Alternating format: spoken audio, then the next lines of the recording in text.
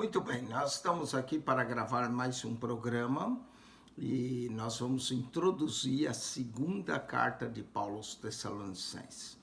Paulo escreveu uma primeira carta à igreja de Tessalônica, igreja essa que, quando ele veio de Filipos, chegou em Tessalônica por 3 semanas, 3 sábados seguidos, pregou na sinagoga dos Tessalonicenses. Os judeus rejeitaram. Paulo foi aos gentios e aí houve um grande alvoroço na cidade por causa desses judeus que não creram. Paulo teve que sair da cidade. Tessalônica ficava situada a pouco menos de 160 quilômetros a sudoeste de Filipos. Era a capital, cidade principal e porto da província romana da Macedônia. Acredita-se que havia cerca de uns 200 mil habitantes na cidade de Tessalônica.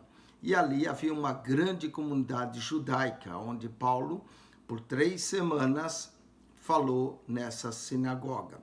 Quando Paulo fundou a igreja Tessalonicenses, na sua segunda viagem missionária, ele teve um ministério frutífero e ali foi encerrado prematuramente devido à intensa hostilidade judaica ao seu trabalho de evangelização. Paulo foi forçado a sair de Tessalônica.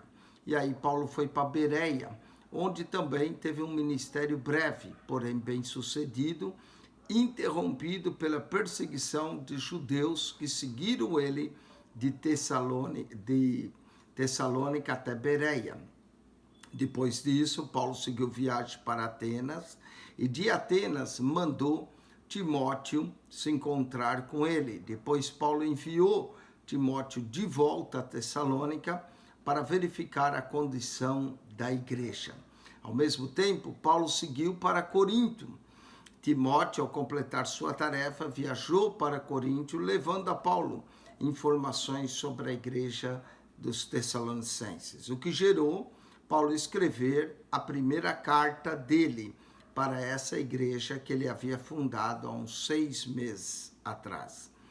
Paulo, ao escrever aos Tessalonicenses, queria saber como eles se encontravam. Paulo também afirma as notícias que Timóteo teve na sua primeira carta. Então, essa carta de Tessalônica serviu para falar da volta de Jesus, da volta iminente de Jesus Cristo, tanto na primeira quanto na segunda. Mas na segunda carta, Paulo esclarece mais alguns pontos sobre a volta de Jesus. Eu costumo dizer que a primeira carta, Paulo menciona a volta de Jesus, vindo sobre as nuvens, os mortos ressuscitando primeiro e encontrar com o Senhor nos ares. Para mim, a primeira carta tem a ver com o arrebatamento da igreja, a volta de Cristo nas nuvens. Na segunda carta tem a ver com a manifestação pessoal de Jesus, da qual ele vem depois de se manifestar o iníquo. Então, se nós olharmos o esboço da segunda carta, ela é menor do que a primeira. Paulo escreve depois de saudação, encorajando os Tessalonicenses na perseguição que ele está vivendo. Paulo também faz uma gratidão pelo crescimento espiritual dos Tessalonicenses, elogia outras igrejas pela sua perseverança. Paulo também menciona um final ditoso e a oração que ele fazia em favor dos Tessalonicenses. Paulo corrige, no segundo capítulo, algumas crenças erradas dos Tessalonicenses quanto ao dia do Senhor que ainda não tinha ocorrido. Paulo então explica que o homem do pecado se manifestará antes e os Tessalonicenses deviam ficar firmes na solidez e na verdade da graça. Paulo vai terminar a carta de forma prática, no capítulo 3, orando por ele, pede oração por ele, encoraja os Tessalonicenses a permanecer firmes no Senhor e separando-se dos desordeiros e dos que não vivem exemplarmente. Aparentemente, parece também que alguns em Tessalônica, devido à vinda iminente de Jesus, entenderam a mensagem errada e até pararam de trabalhar. Paulo chega a dizer que quem não trabalha também que não coma, não é? E por isso Paulo tenta esclarecer um pouco mais o assunto da vinda de Jesus. Vamos falar algumas considerações preliminares dessa segunda carta de Paulo aos Tessalonicenses. Ao escrever Paulo essa epístola, a situação na igreja de Tessalônica era quase a mesma da ocasião em que ele escreveu sua primeira carta. É provável, pois, que essa carta tenha sido escrita apenas poucos meses depois de 1 Tessalonicenses, quando Paulo ainda se encontrava trabalhando em Corinto com Silas e Timóteo. Tudo indica que Paulo, ao ser informado do acolhimento da sua primeira carta e do progresso dos crentes tessalonicenses, foi então movido a escrever essa segunda carta. O propósito de Paulo nessa epístola é semelhante à da primeira Tessalonicenses. Primeiro, ele queria animar os seus novos convertidos perseguidos. Queria encorajar a eles a ficar firme, independente da perseguição. Segundo, exortá-los a dar um bom testemunho cristão e a trabalhar cada um pelo seu sustento. Parece que alguns tinham parado de trabalhar, aguardando a volta iminente de Jesus. Terceiro, Paulo corrige certos erros doutrinários sobre evento dos tempos do fim, ligados ao dia do Senhor, ao dia de Cristo. Não é? Algum pode ter ficado mal entendido com relação à primeira carta. Vamos ver uma visão panorâmica dessa carta. O tom da primeira carta aos Tessalonicenses é como Paulo fala, de uma ama que cria os seus filhos. 1 Tessalonicenses 2,7. Na segunda, o tom é primeiramente o de um pai que disciplina os filhos desobedientes para corrigir os seus caminhos. Capítulo 3, versos 7 a 12, que é similar a 1 Tessalonicenses 2,11. Elogia, porém, pela sua fé perseverante e volta a encorajá-los a permanecer fiéis em todas as perseguições. A seção principal da carta, na segunda, é quando trata do dia do Senhor, no seu aspecto escatológico.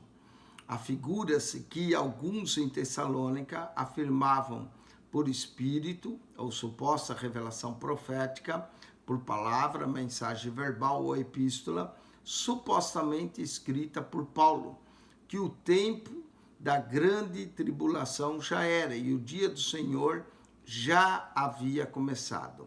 Paulo corrige tal erro, declarando que 3 eventos notáveis assimilarão e procederão à chegada do dia do Senhor.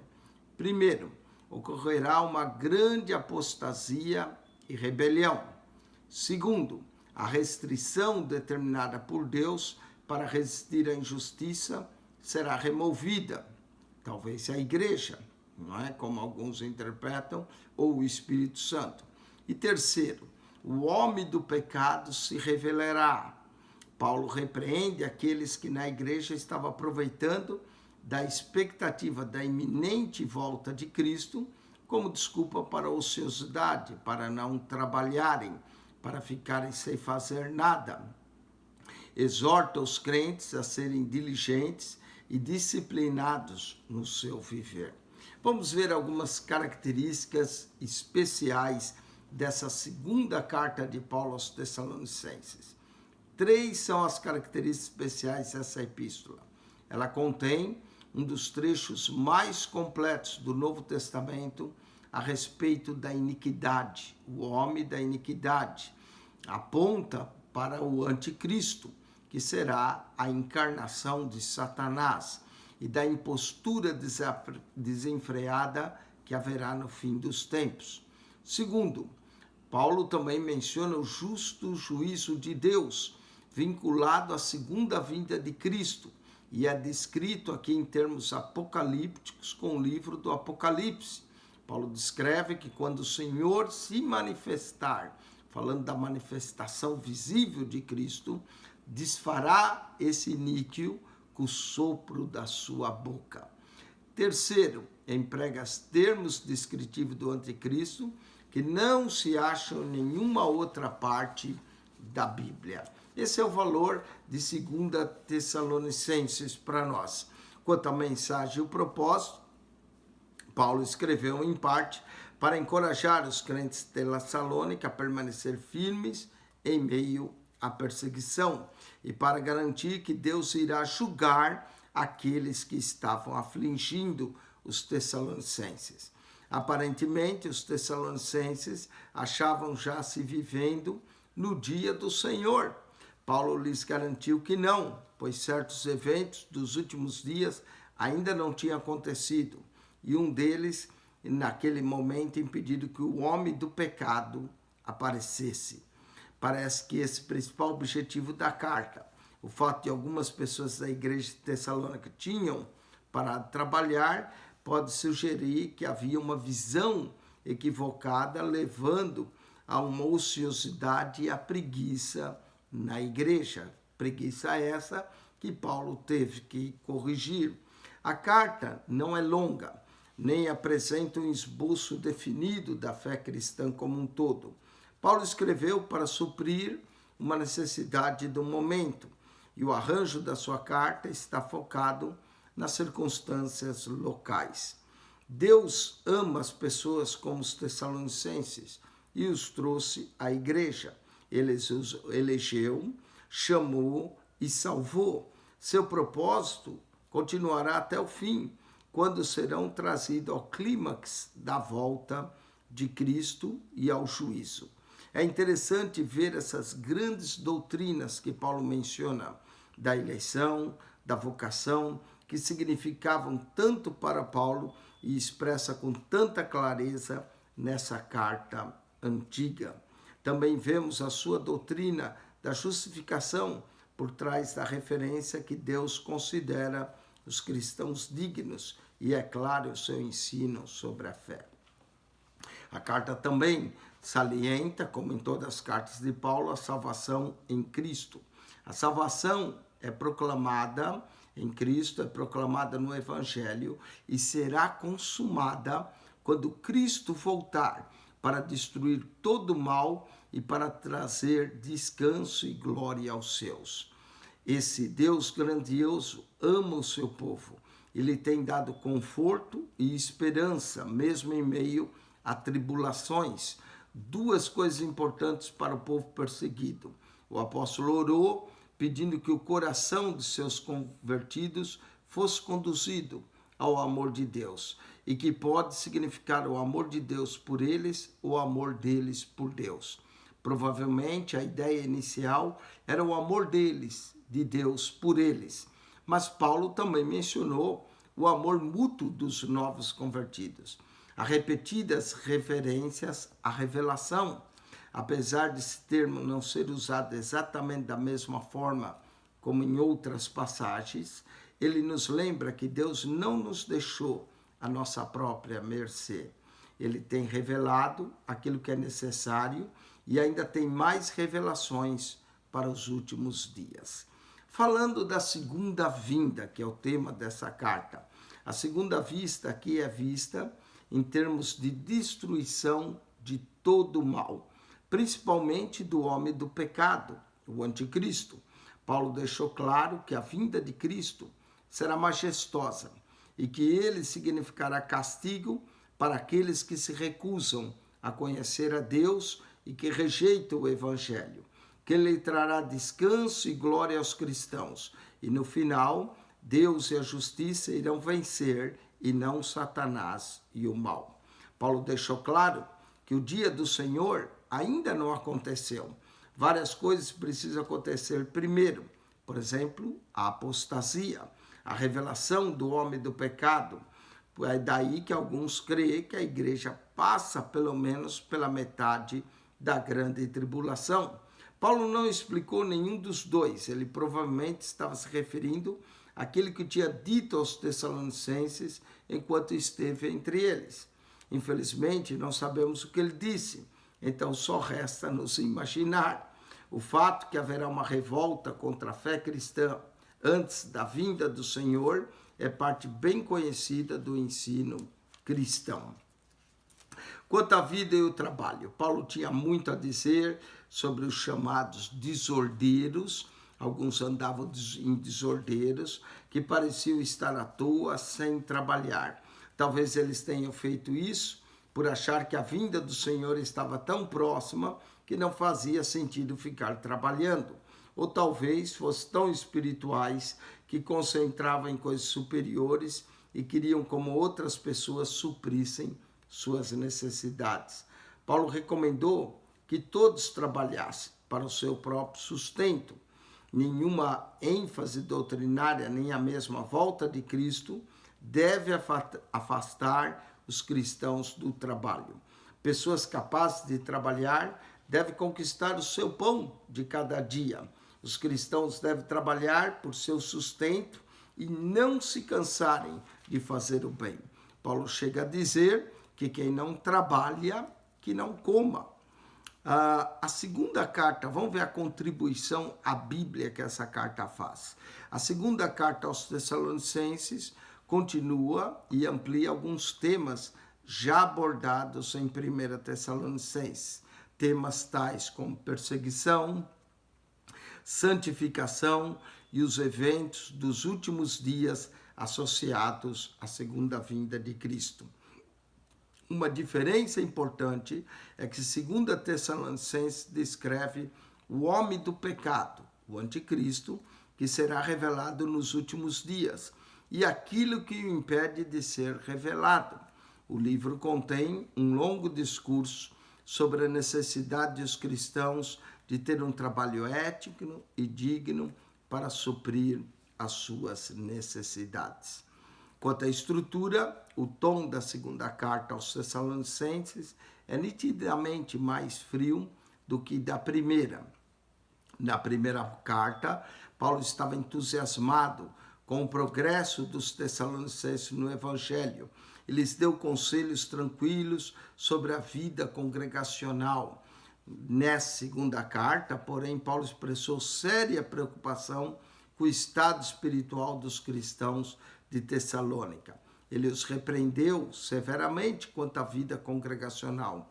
O estilo de 2 Tessalonicenses não é típico das outras cartas de Paulo. É uma sessão doutrinária seguida de uma exortação prática. Com isso, nós introduzimos essa carta, que não é muito longa, né? 2 Tessalonicenses, uma carta relativamente curta do apóstolo Paulo. Essa carta tem apenas 47 versos, não é muito longa, né? O capítulo 1 tem 12 versos, capítulo 2, 17, 29, com mais 18, não é? 47 versos, muito poucos versos essa carta contém, mas é uma carta de Paulo aos Tessalonicenses e o foco dela é a parousia, a volta de nosso Senhor Jesus Cristo. Jesus vai voltar. Que Deus te abençoe, que a graça de nosso Senhor Jesus seja contigo. Assista os programas dos comentários que nós vamos fazer em cada capítulo dessa carta de Paulo aos Tessalonicenses. Espero que você aprenda, que seja de bênção para você essa carta de 2 Tessalonicenses. É o 14º livro canônico, na ordem canônica do nosso Novo Testamento. Ele também marca mais da metade do Novo Testamento em termos de livro, não em termos de capítulos e quantidade. Eu já expliquei isso, que em termos de capítulo e quantidade, se você lê os 4 evangelhos, Atos e Romanos, você já leu mais da metade do Novo Testamento.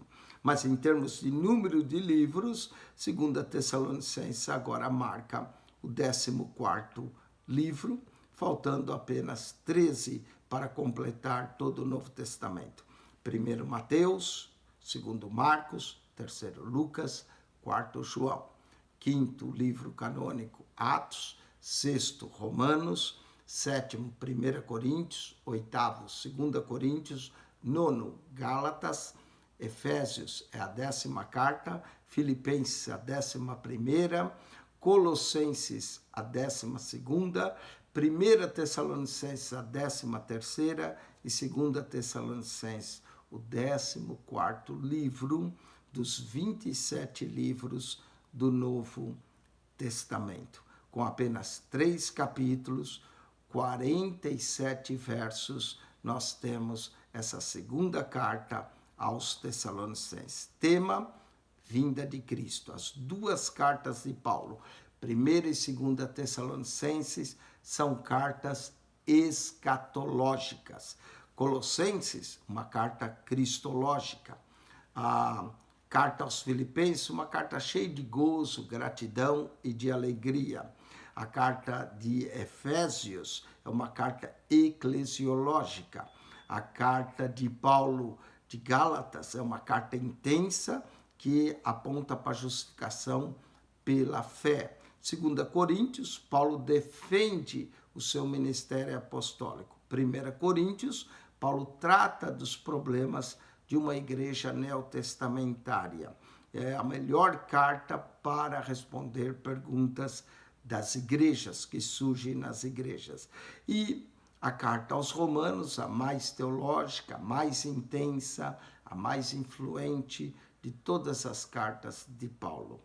Que Deus te abençoe, ajude-nos a divulgar esse canal, que a graça de nosso Senhor Jesus Cristo, o amor de Deus, nosso Pai, seja convosco e a comunhão do Espírito Santo.